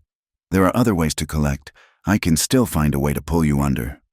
Cole finally straightened up. He wiped his muddy hands on his trousers and turned to face the banker. He was not the same man Silas had confronted on the porch weeks ago. The haunted, defensive look in his eyes was gone, replaced by a quiet, solid certainty. He was a man standing on his own ground, in every sense of the word. "Go on and try," Cole said, his voice calm and even, carrying easily in the still afternoon air. "This time, the whole town is watching." It was the simple, unadorned truth, and it struck Silas with more force than any threat. He was no longer a shadow, a whisperer of bad luck. He was a known quantity, his methods exposed to the light, the community. Once a tool he could manipulate with fear and rumor, was now a shield that stood between him and his prey. Silas stared at Cole for a long, silent moment, his face a mask of impotent fury. Then, without another word, he yanked his horse's reins and galloped away, a defeated man fleeing the scene of his own irrelevance. Cole watched him go until he was just a small, dark speck on the horizon. Then he turned back to his work, placing the next stone in the wall. A few days later, the weekly stagecoach brought the mail. Among the letters for the townsfolk was a thick, formal-looking envelope addressed to Miss Eliza Hart. She took it back to her cabin, a flicker of curiosity in her heart. The postmark was from Santa Aurelia, a larger, more prosperous town 2 days' ride to the south. Inside, on heavy cream-colored paper, was a letter from the Santa Aurelia School Board. It was an official offer of employment. They had heard of her work in Dry Willow, of her dedication and success in establishing a school from nothing. They were offering her the position of headmistress at their new, purpose-built brick schoolhouse. The salary was double what she could ever hope to make in Dry Willow. The offer included a small, furnished house, a yearly stipend for books and supplies, and the respectability that came with a formal, established position. It was everything she had ever thought she wanted. It was security. It was a future. It was the sensible, logical, and overwhelmingly correct choice for a woman alone in the world. She sat at her small table for a long time. The letters spread out before her. The elegant, looping script promised a life of ease and order, a life without the constant struggle against dust and drought and the threat of violence, a life where she wouldn't have to mend her own teaching supplies. Her gaze drifted from the letter to the object that lay beside it on the table, her ruler. The two pieces were now fused together, a thin, pale line of dried glue, the only evidence of the break. It was not perfect. It would never be. But it was whole. It was hers. It had a story. It had been broken in defense of a life she was helping to build, and mended with the patient hope of that same life continuing. The letter represented a finished building. The ruler represented a foundation, one she had laid herself, one that was still being built upon, plank by plank, stone by stone. She picked up the letter, her decision a quiet, solid thing settling in her heart. She folded it neatly, the crisp paper creaking in the silence of the cabin, and placed it in her writing desk drawer. She did not need to write a reply. Her answer was in the staying. Cole found her later that afternoon, sitting on the porch steps, watching the clouds drift across the vast blue sky. He had a ledger in his hand, the same one Silas Crow had once used to intimidate him. He sat down on the step below her. "The new books," he said, tapping the cover. "From the bank. The judge made them send over a full accounting. He opened it to a page filled with his own neat, blocky handwriting, a stark contrast to the banker's elegant script. The fines Crow paid covered the lost cattle and then some, and this rain, the grass is already coming back thicker than I've seen it in years. He pointed to the final number at the bottom of a long column of figures. The debt was still there, a formidable number, but it was smaller. For the first time, it looked not like a death sentence, but like a mountain that, with enough time and work, could actually be climbed. They sat in silence, the open ledger a testament to their changed fortunes. In the main corral, the new calves, fat and healthy now, nudged against their mother's sides. A soft breeze stirred the new, green shoots of grass in the pasture, making the whole prairie seem to shimmer. High above, fluffy white clouds drifted lazily, their shadows gliding over the rolling hills. It was a scene of profound, hard-won peace. Eliza was the one who finally broke the silence. She was not looking at him, but at the horizon, at the endless expanse of land and sky. "The school board in Santa Aurelia offered me a job," she said, her voice calm and even. Cole went very still. He did not turn to look at her, but he felt the words as if they were a sudden chill in the warm air. He waited. "It was a good offer," she continued. "A brick schoolhouse, a real house to live in." She paused, then turned her head to look at him, her gaze direct and honest. "I'm not staying for you, Cole." The words were blunt, and for a moment they stung, but she wasn't finished. "I mean, not just for you," she clarified, a small, wry smile touching her lips. "I'm staying because this place is real. The work is real. That library we're building in the barn is more real to me than any brick schoolhouse." She looked from his face to the open ledger, to the healing land around them. "I am staying because we can work together, because you see a broken hinge and I see a way to fix it, because you fight a fire and I find the proof in the mud. That is something worth staying for." A slow smile spread across Cole Maddox's face. It was a rare and wondrous thing, a smile that reached all the way to his eyes, chasing away the last of the shadows. The relief that washed over him was as profound as the breath he had taken in the church.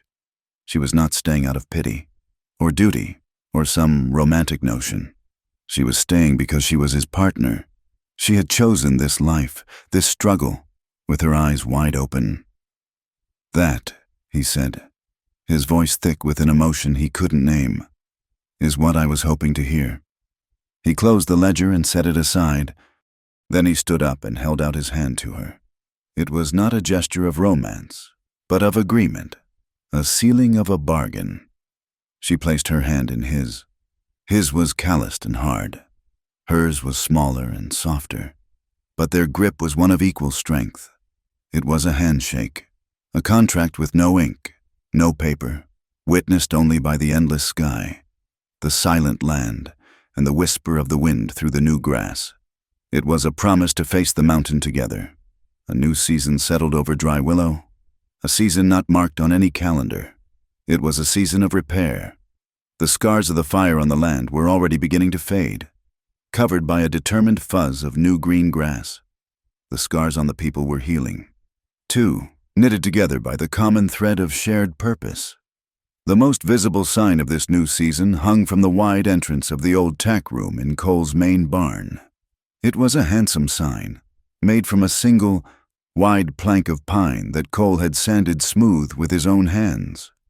Upon it, in a deep blue paint that matched the color of the evening sky, Eliza had carefully lettered the words, "The Wind Barn Library, Dry Willow." Its official opening was an unofficial town holiday. As the afternoon sun slanted low, casting a warm, buttery light across the ranch yard, the children came. They arrived not in a neat, orderly line, but in a joyous, chaotic tumble, their bare feet kicking up dust, their faces scrubbed clean for the occasion. They poured into the converted barn, a wave of pure, unbridled excitement. Their hands were still smudged with chalk from the day's lessons, and their hair smelled of sunshine and wild grass. The barn, once a place of shadows and forgotten things, was now filled with light and life. The long shelves Cole had built were lined with books, Eliza's own collection supplemented by volumes donated from the dusty attics of the townsfolk. The air was a rich, wonderful blend of old paper, fresh ink, and the sweet, lingering scent of hay. The sound of the children's laughter, sharp and clear and full of wonder, echoed off the high rafters. It was a sound that was richer than any vein of gold, and it almost entirely drowned out the tired, tinny music drifting up from the saloon at the far end of town. Cole and Eliza stood near the doorway, watching the scene unfold. A small girl traced the gold lettering on the spine of a book with a reverent finger. Two boys sat cross-legged on a clean horse blanket, their heads bent together over a book of maps, their imaginations already 1,000 miles away. It was the physical manifestation of all their work, of their shared defiance and hope. Eliza turned to Cole, a quiet, satisfied smile on her face. She held a small, neatly folded square of white linen in her hand. It was a man's handkerchief, but it was finer than any he had ever owned. "I have something for you," she said softly. She unfolded it and held it out to him. In the center of the handkerchief, embroidered in a simple, steady line of dark blue thread, were 4 small words: "Undress fear first." He took it from her, his large, calloused fingers surprisingly gentle on the soft cloth. He stared at the words, his throat suddenly tight. It was the echo of her dare on market day, the challenge that had changed everything. She had not forgotten. She had taken her words, her courage, and stitched them into something real, something he could hold. It was the most profound gift he had ever received. He looked up from the handkerchief and into her eyes. There were no words to adequately express the gratitude, the sense of being truly seen, that washed over him. He could only nod, a slow, deliberate movement that conveyed more than a dozen flowery speeches ever could. He folded the handkerchief carefully, with the reverence of a man handling a sacred text, and tucked it into the inner pocket of his shirt, the one that lay directly over his heart. It felt like a talisman, a shield against the ghosts of the past, a small, soft piece of armor made of nothing more than thread and courage. The wind picked up then, a cool breeze that rustled the new leaves on the cottonwood trees and carried the rich, loamy smell of distant rain. It was a promise of more life, of continued growth. The hem of Eliza's simple calico dress fluttered around her ankles, and one of the horses in the nearby corral let out a soft, contented snort. The world felt settled, at peace with itself. The last of the families began to gather their children, their voices soft with thanks and wonder as they left the new library. Soon, the yard was quiet again, the long shadows of evening stretching out to meet the approaching night. Cole looked at the darkening sky, then at the lanterns they had hung inside the library, their wicks not yet lit. "Tonight," he said, his voice a low rumble, "I'll stay to watch the lamps."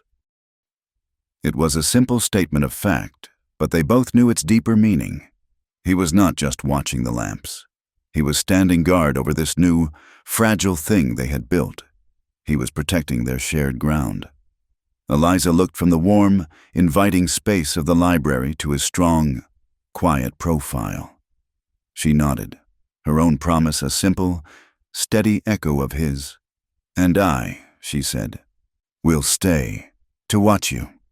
He turned to her then, and in the deep twilight, the world seemed to shrink to the small space between them. The weight of years of loneliness, of guilt and fear, seemed to lift from his shoulders, dissipating into the evening air like smoke. He was no longer Cole Maddox, the last of a cursed line. He was just a man, standing with a woman who had seen the best of him and had chosen to stand with him. He reached out, not to pull her into a desperate embrace, but with a single finger, to gently push a stray strand of hair from her cheek. She leaned into the small, simple touch. He lowered his head, and she tilted hers up to meet him. Their foreheads touched, a gentle, pressing contact that was more intimate than any kiss. They stood like that for a long, silent moment, their eyes closed, simply breathing the same cool, rain-scented air. They were under the new library sign, but also under the memory of the word the children had painted on the bridge stay. It was a prayer that had been answered. There were no grand vows spoken, no passionate declarations of eternal love. Their commitment was not made of such flimsy material. It was built of something far more solid. It was in the unspoken promise of the work that awaited them on the morrow, a stretch of fence along the creek that still needed mending, a full inventory of the new library books that needed to be cataloged, and in the small schoolhouse, a new word that Eliza planned to teach the children, a word that had once been a stranger in this valley but was now beginning to put down roots. The word was hope, far in the distance, one by one. The lamps of Dry Willow began to flicker on, small, defiant points of light against the vast, encroaching darkness, and for the man and the woman standing in the quiet ranch yard, the crushing weight of solitude finally receded, falling away from them and settling into the dust behind them, as easy and as final as a heavy coat, worn for far too long, being taken off and left for good. Thank you so much for listening to our story. We'd love to know where in the world you're tuning in from, so please leave a comment below to say hello and share your thoughts. If you enjoyed this tale, please consider subscribing to our channel, Wild West Stories 1850, and give this video a like. And if you'd really like to support us, please hit that hype button to help this story be heard by more people. We'll see you next time.